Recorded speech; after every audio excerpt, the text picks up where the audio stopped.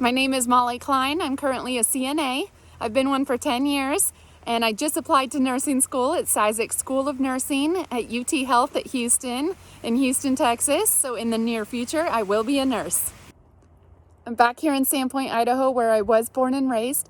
And then while I recovered from cancer, I did end up back here. I lived with my parents during that time. They suggested that I should become a CNA, so they paid for me to get my certification. And I started working in an Alzheimer's unit, and I worked there until I went back to school to pursue nursing. In 5 years, I'll have graduated from nursing school and be working in the ICU or a PICU in hopes of getting into nurse anesthesia school. In 10 years, I hope to have graduated nurse anesthesia school, working as a nurse anesthetist in Houston, Texas. I'm passionate about traveling on more medical mission trips after my first one to Honduras in 2004. And then after studying abroad in Switzerland, I would love to move abroad again and work as a nurse. In 15 years, I hope I'm able to work closely with patients as a cancer survivor and addiction survivor, sober almost 4 years now. And I will be able to inspire others and change lives as a nurse anesthetist. Several surprising reasons I chose healthcare. My dad was a cardiac ICU patient. He had heart surgery in 2008. And then my family and I were by his side when he died of heart failure in 2017, unfortunately. Shortly after he died, I did find an atypical mole, and we removed it with surgery. It ended up being melanoma. And then during that same time, I broke my opposite hip from the sarcoma. Thankfully, the same surgeon was working in Houston, Texas. So the same surgeon fixed my sarcoma hip in Seattle, Washington, and then my other hip in Houston, Texas. I'm so blessed he was working there and performed both surgeries.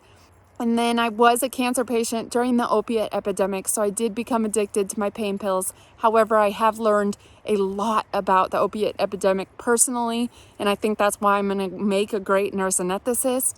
And the sarcoma did take most of my femoral nerve in my right leg. I couldn't feel my entire leg out of surgery. However, I've been in and out of physical therapy for 10 years, so I feel most of my leg again. I am walking again. And although I have chronic pain, I've learned ways to deal with it, and so I'm able to work in healthcare. Although I've already touched so many lives and helped women with addiction, having gone through that myself, and as a cancer survivor, I think in the future I can make such an impact on the community and the world and healthcare as a cancer survivor and addiction survivor. And I just think that my story will be a survival guide for people in the future. My main drive and motivation come from surviving cancer and having been through addiction and being sober for so many years now.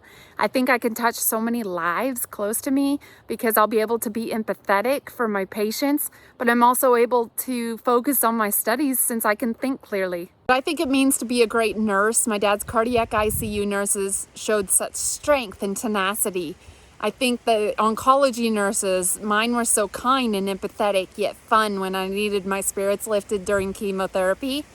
I think labor delivery nurses are so passionate about their specialty, yet so compassionate with laboring mothers.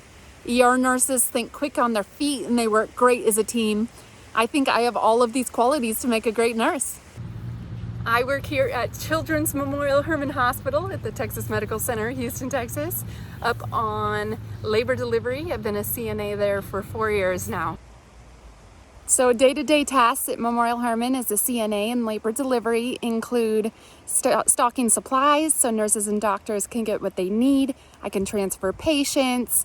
Have gotten to know the hospital extremely well, so I can deliver ultrasounds or patients or supplies anywhere in the hospital.